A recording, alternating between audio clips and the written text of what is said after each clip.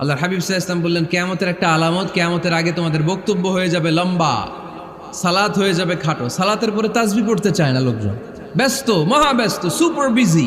কোত্থেকে আসলে এই ব্যস্ততা? আপনি রবের সাথে মুনাজাত, না যাই ইউনাজি মুনাজাত, আপনার রবের সাথে একাকী নীরবে কথা বলতে মনে চায় না আপনার? এত তাড়াহুড়ো কিসে?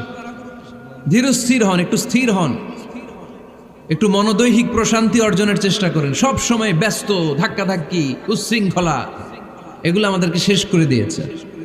এজন্য লম্বা চোরা বক্তব্য ঠিক না।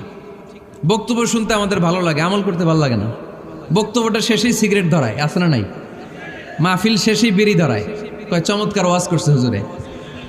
ওয়াজটা সেরকম হয়েছে, অনেক কণ্ঠ সুন্দর হুজুরের। এতদিন ইউটিউবে দেখছি, আজকে সরাসরি দেখাইছি, আছে না নাই?